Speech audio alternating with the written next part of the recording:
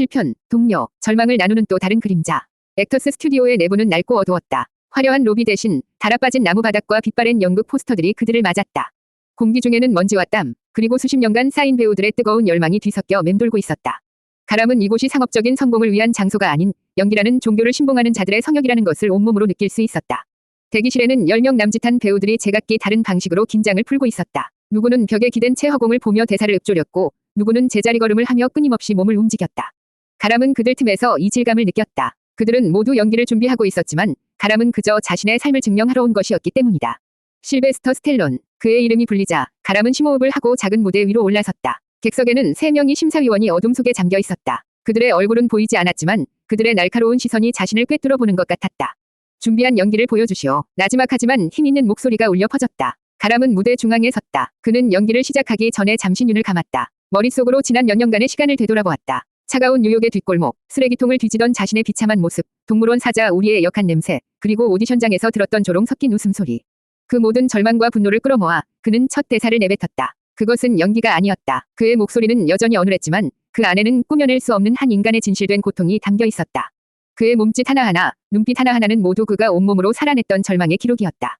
그의 어눌한 발음은 더 이상 기술적인 결함이 아니었다. 그것은 세상에 의해 상처받고 부서진 한 남자의 영혼의 절규처럼 들렸다. 독백이 끝났을 때 극장 안에는 무거운 침묵이 흘렀다. 가람은 숨을 헐떡이며 서 있었다. 자신의 모든 것을 쏟아낸 탓에 손가락 하나 움직일 힘도 없었다. 심사위원들은 한참 동안 아무 말도 하지 않았다. 됐소. 나가봐도 좋소. 결과는 우편으로 통보될 거요. 담담한 목소리가 정적을 깼다. 칭찬도 비판도 없었다. 가람은 그들의 위중을 전혀 알 수 없었다. 그는 텅 빈 몸을 이끌고 비틀거리며 무대에서 내려왔다. 건물 밖으로 나오자 차가운 공기가 그의 뺨을 스쳤다. 모든 기운이 빠져나간 그는 그대로 길가에 주저앉고 싶었다. 그때 누군가 그의 옆으로 다가왔다. 오디션 대기실에서 봤던 마르고 신경질적인 인상의 남자였다. 이봐, 당신. 남자가 담배에 불을 붙이며 말을 걸었다. 방금 그거 연기 맞아. 꼭 사람 하나 죽일 것 같은 표정이던데. 그의 말투는 비꼬는 듯했지만 눈빛에는 묘한 호기심이 담겨 있었다. 그냥 나 자신이었소. 가람이 힘없이 대답했다. 남자는 담배의 연기를 길게 뿜어내며 씩 웃었다. 나는 리오라고 해. 저 안에 늙은이들은 당신 연기를 보고 둘 중 하나겠지. 미친놈이라고 생각하거나 진짜 천재라고 생각하거나 중간은 없을 거야. 그들은 나란히 걷기 시작했다. 리오는 할리우드의 밑바닥 생리에 대해 쉴 새 없이 떠들어댔다. 그는 가람처럼 진지하기보다는 모든 것을 비웃는 냉소주의자처럼 보였다. 하지만 그의 말 속에는 가람과 같은 종류의 좌절감과 연기에 대한 애증이 묻어 있었다. 결국 이 바닥은 다 똑같아. 저 안에서 예술을 논하는 척해봤자 결국 우리 같은 놈들은 빵 한 조각을 위해 깡패 단역이라도 따내야 하는 신세지. 그들은 허름한 식당에 들어가 가장 싼 커피를 시켰다. 두 사람은 오랫동안 이야기를 나누었다. 서로 다른 방식으로 절망과 싸우고 있는 두 그림자는 말하지 않아도 서로의 고통을 이해할 수 있었다. 결과가 어떻게 나오든 너무 실망하지 마. 저곳에 들어가는 것보다 저곳에 들어가서도 자기 자신을 잃지 않는 게 더 힘든 법이니까. 헤어지기 전 리오가 툭 던지듯 말했다. 가람은 그 말의 의미를 전부 이해할 수는 없었지만 고개를 끄덕였다. 그는 리오의 이름을 기억하기로 했다. 이 차가운 도시에서 처음으로 자신의 어깨를 두드려준 사람이었다. 그는 여전히 혼자였지만 적어도 이 세상에 자신과 같은 그림자가 또 하나 존재한다는 사실에 작은 위안을 얻었다. 8편, 유일한 친구, 버커스. 액터스 스튜디오의 오디션이 끝나고 시간은 더디게 흘러갔다. 가람의 삶은 다시 단조로운 일상으로 돌아왔다. 새벽에 일어나 동물원으로 가고 해가 지면 쪽방으로 돌아오는 생활. 그의 머릿속은 온통 오디션 결과에 대한 생각으로 가득 차 있었다. 합격일까, 불합격일까, 하루에도 수십 번씩 천국과 지옥을 오갔다. 기다림의 시간은 고통스러웠다. 리오와의 만남으로 얻었던 작은 위안도 시간이 흐르면서 희미해져 갔다. 그는 다시 지독한 외로움에 휩싸였다. 쪽방의 침묵은 그의 숨통을 조여왔고 그는 종종 잠을 이루지 못하고 밤을 새웠다. 그러던 어느 비 오는 날 저녁이었다. 하루의 고된 노동을 마치고 돌아온 그는 자신의 방문 앞에 웅크리고 있는 거대한 형체를 발견했다. 가까이 다가가 보니 온몸이 비에 흠뻑 젖은 커다란 개였다. 덩치에 어울리지 않게 녀석은 겁에 질린 눈으로 그를 올려다보며 가늘게 몸을 떨고 있었다. 아마도 주인이 버리고 간 듯했다. 가람은 잠시 망설였다. 자신의 한 몸 건사하기도 힘든 처지였다. 하지만 비에 젖은 채 떨고 있는 녀석의 슬픈 눈을 보자 차마 발길이 떨어지지 않았다. 녀석의 모습이 꼭 낯선 세상에 홀로 버려진 자신의 모습 같았다. 이리 온. 그가 손을 내밀자 녀석은 잠시 킁킁거리며 냄새를 맡더니 이내 조심스럽게 다가와 그의 손을 핥았다. 가람은 녀석을 데리고 자신의 좁은 방으로 들어왔다. 그는 낡은 수건으로 녀석의 몸을 닦아주고 자신의 유일한 저녁 식사였던 빵의 절반을 떼어주었다. 녀석은 허겁지겁 빵을 먹어치웠다. 그날 이후 걔는 그의 새로운 가족이 되었다. 그는 녀석에게 버커스라는 이름을 붙여주었다. 그가 유일하게 존경하던 미식축구 선수의 이름이었다. 버커스는 그의 유일한 말동무가 되어주었다. 버커스, 내가 말이야, 배우가 될 수 있을까? 사람들은 내 말투를 비웃는데 오늘은 사자 녀석이 나를 보고 하품을 하더군. 꼭 나한테 힘내라고 말하는 것 같았어. 가람은 버커스에게 자신의 모든 비밀을 털어놓았다. 한국에 두고 온 가족 이야기, 이곳에 오게 된 황당한 사연, 그리고 배우로서 성공하고 싶다는 간절한 꿈까지. 버커스는 그의 말을 알아듣는다는 듯이 그의 무릎에 머리를 기대고 조용히 그의 이야기에 귀를 기울여 주었다. 버커스의 존재는 그의 삶을 바꿔놓았다. 그는 더 이상 혼자가 아니었다. 지켜야 할 존재가 생기자 그는 더욱더 필사적으로 일했다. 자신의 몫을 줄여 버커스에게 더 좋은 사료를 사주었고 녀석과 함께 산책하기 위해 새벽 일찍 일어났다. 버커스의 따뜻한 체온과 조건 없는 애정은 그 어떤 것보다 더 큰 위로와 힘이 되어주었다. 그렇게 몇 주가 흘렀다. 그는 점차 오디션 결과를 잊어가고 있었다. 합격이든 불합격이든 더 이상 중요하지 않았다. 그에게는 이제 버커스가 있었으니까. 그러던 어느 날 일을 마치고 돌아온 그는 우편함에 꽂혀있는 얇은 편지 한 통을 발견했다. 발신인은 액터스 스튜디오였다. 순간 그의 심장이 멎는 것 같았다. 드디어 올 것이 온 것이다. 그의 손이 가늘게 떨렸다. 그는 편지를 쥔 채 한참을 망설였다. 이 얇은 종이 한 장에 그의 운명이 걸려 있었다. 버커스가 그의 다리에 머리를 비비며 걱정스러운 눈으로 그를 올려다보았다. 가람은 심호흡을 하고 떨리는 손으로 봉투를 뜯기 시작했다. 9편 70년대 뉴욕의 풍경. 가람은 떨리는 손으로 봉투를 찢었다. 안에는 간결한 문장이 적힌 한 장의 종이가 들어있었다. 그의 심장이 멎는 것 같았다. 그는 몇 번이고 문장을 다시 읽었다. 귀하를 액터스 스튜디오의 참관 회원으로 받아들이게 된 것을 기쁘게 생각합니다. 합격이었다. 비록 무대 위에서 직접 연기할 수 있는 정식 회원은 아니었지만 거장들의 연기 워크숍을 참관하고 배울 수 있는 자격이 주어진 것이다. 그것은 이 낯선 세상에 떨어진 이후 그가 자신의 힘으로 얻어낸 첫 번째 성취였다. 그는 편지를 가슴에 끌어안고 그 자리에 주저앉았다. 옆에 있던 버커스가 그의 얼굴을 하르며 마치 자신의 일처럼 기뻐해 주었다. 다음 날부터 가람의 이중생활이 시작되었다. 새벽에는 동물원으로 출근해 맹수 우리를 청소했고 오후에는 액터스 스튜디오로 향했다. 스튜디오의 어두운 소극장 객석에 앉아있는 동안 그는 비로소 자신이 살아있음을 느꼈다. 무대 위에서는 때로는 이미 유명해진 배우들이, 때로는 그와 같은 무명의 배우들이 자신의 모든 것을 내던지며 연기하고 있었다. 그들은 완벽한 연기를 보여주는 것이 아니었다. 그들은 실패하고 무너지고 길을 잃었다. 하지만 그 과정 속에서 인물의 가장 깊은 곳에 숨겨진 진실을 찾아내려 발버둥 쳤다. 그 모습은 가람에게 연기 이상의 감동을 주었다. 리 스트라스버그를 모델로 한 듯한 늙은 연기 스승은 배우들에게 끊임없이 질문을 던졌다.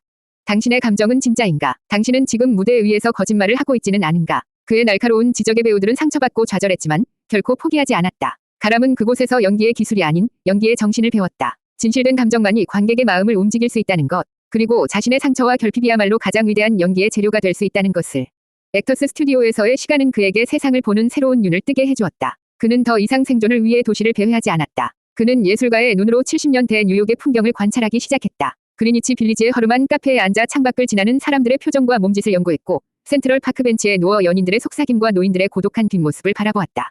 밤이 되면 사구려 입장료만 내면 들어갈 수 있는 재즈 클럽에 가서 즉흥적으로 연주를 주고받는 연주자들의 교감 속에서 연기의 본질을 발견하기도 했다. 가난하고 더럽고 위험하기 짝이 없었던 뉴욕의 거리는 이제 그에게 살아있는 교과서이자 영감의 원천이 되었다. 어느 날 오후 그는 배우들이 주로 찾는다는 사구려 식당에서 우연히 리오와 다시 마주쳤다. 리오는 오디션에 또 낙방했다며 투덜거리고 있었다. 결국 나 같은 놈은 평생 깡패 3번 역할이나 전전하다 죽을 운명인가 봐. 가람은 자신이 액터스 스튜디오의 참관 회원이 되었다는 이야기를 조심스럽게 꺼냈다. 리오는 휘파람을 불며 놀라는 표정을 지었다. 대단한데 그 콧대 높은 늙은이들한테 인정을 받다니. 그래서 이제 자네도 고상한 예술가가 되실 건가? 그의 말투는 여전히 냉소적이었지만 눈빛에는 부러움이 섞여 있었다. 그들은 다시 한번 커피를 마시며 배우로서의 삶에 대해 이야기를 나누었다. 리오는 가람이 모르는 할리우드의 현실에 대해 많은 것을 알려주었다. 강력한 배우 조합의 힘, 캐스팅 감독과의 인맥, 그리고 예술과 상업 사이에서 살아남기 위한 배우들의 처절한 몸부림까지. 아무리 스튜디오에서 진실된 연기를 외쳐봤자 결국 월세를 내려면 광고에 나가 바보 같은 미소를 팔아야 하는 게 우리 신세야.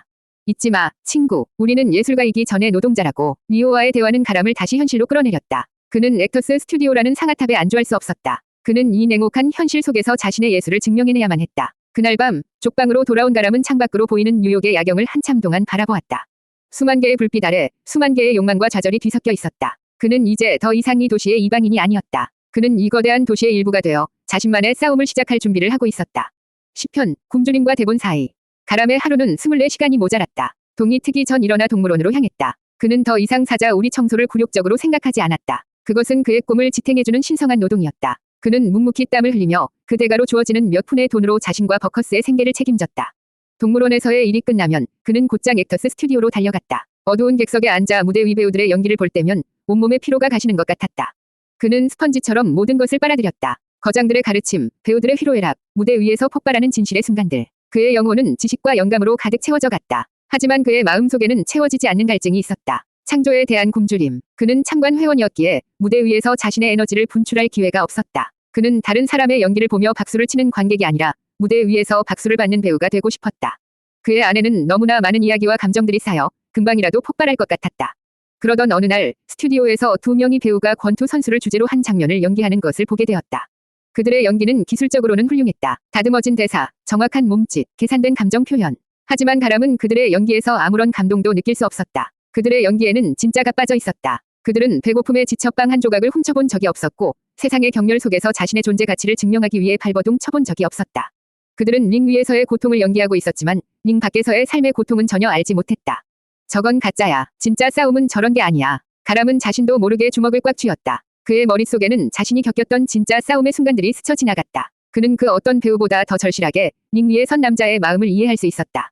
그날 밤 그는 잠을 이룰 수 없었다. 그의 머릿속에서 수많은 이야기들이 살아 움직였다. 그는 더 이상 참을 수 없었다. 그는 자신의 이야기를 해야만 했다. 연기로 할 수 없다면 글로라도 써야 했다. 다음 날 그는 며칠치 식비에 해당하는 거금을 들여 낡은 중고 타자기 한 대를 샀다. 그리고는 자신의 작은 쪽방으로 그것을 들고 왔다. 타자기는 좁은 방의 절반을 차지할 만큼 크고 투박했다. 하지만 가람에게는 세상 그 어떤 보물보다 더 소중하게 느껴졌다. 그는 타자기 앞에 앉았다. 버커스는 그의 발치에 엎드려 조용히 주인을 지켜보고 있었다. 창밖에서는 뉴욕의 소음이 희미하게 들려왔다. 그는 무엇을 써야 할지 막막했지만 동시에 무엇이든 쓸 수 있을 것 같은 자신감에 차 있었다. 그는 스튜디오에서 보았던 가짜 권투 연극을 떠올렸다. 그리고 자신이 길거리에서, 동물원에서, 오디션장에서 겪었던 진짜 싸움을 생각했다. 그는 두 개의 이미지를 하나로 합쳤다. 그는 종이를 타자기에 끼워 넣었다. 그리고 잠시 망설인 후 두 손을 자판 위에 올렸다. 타답, 타다답, 적막한 방 안에 둔탁하지만 희망의 찬소리가 울려 퍼지기 시작했다. 그는 아직 자신이 무엇을 쓰고 있는지 몰랐다. 하지만 이것이 자신의 운명을 바꿀 거대한 이야기의 첫 문장이 될 것이라는 것을 그의 영혼은 이미 알고 있었다. 굶주림과 대본 사이에서 그의 진짜 싸움이 막 시작되고 있었다. 11편, 작은 배역, 첫 번째 카메라. 액터스 스튜디오에서의 시간은 가람의 영혼을 채워주었지만 그의 주머니는 여전히 비어 있었다. 동물원에서의 고된 노동과 예술에 대한 갈망, 그리고 꺼지지 않는 창작욕 사이에서 그의 하루는 팽팽한 줄 위를 걷는 것처럼 위태로웠다. 그는 밤마다 타자기 앞에 앉아 낮 동안 관찰했던 사람들의 모습과 스튜디오에서 느꼈던 영감들을 짧은 단편이나 장면의 형태로 쏟아냈다. 그것은 아직 완성된 이야기는 아니었지만 그의 유일한 탈출구이자 구원이었다. 그러던 어느 날 식당에서 설거지 아르바이트를 마치고 나온 그에게 리오가 찾아왔다. 그는 여전히 냉소적인 표정이었지만 눈은 어딘가 들떠 보였다. 이봐, 예술가 양반. 아직도 동물원 똥 치우면서 예술을 논하고 있나? 무슨 일이야? 나 작은 역할 하나 따냈어. 저예산 갱스터 영화인데 대사도 두 마디나 있다고. 거기서 내 옆에 서 있을 멍청한 덩치 하나가 더 필요하다는데 내 얼굴이 딱 떠오르더군. 리오는 담배를 꺼내 물며 말을 이었다. 대사는 없어. 그냥 하루 종일 서서 험악한 표정만 짓고 있으면 돼. 일당으로 $50를 준다더군. 어때? 예술가 체면 구기는 일이라 못하겠나? $50. 그에게는 거금이었다. 며칠 치위 방세와 자신과 버커스의 식량을 해결할 수 있는 돈이었다. 그는 잠시 망설였지만 이내 고개를 끄덕였다. 이것도 경험이었다. 진짜 영화 촬영장이 어떤 곳인지 자신의 눈으로 볼 수 있는 기회이기도 했다. 다음 날 그는 리오가 알려준 주소로 찾아갔다. 뉴욕의 후미진 골목 전체가 촬영장으로 변해 있었다. 수많은 스태프들이 분주하게 움직이며 소리를 질렀고 여기저기에는 조명과 카메라, 그리고 정체를 알 수 없는 장비들이 널려 있었다. 액터스 스튜디오의 고요하고 성스러운 분위기와는 완전히 다른 혼돈과 활기가 넘치는 거대한 공장과도 같았다. 위상팀은 그에게 낡은 코트를 던져주었고 분장팀은 그의 얼굴에 가짜 흉터를 그렸다.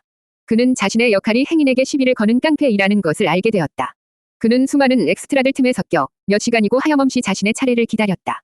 주연 배우는 그들 옆을 지나가면서도 눈길 한 번 주지 않았고 감독은 메가폰을 든 채 신경질적으로 소리를 질러댔다.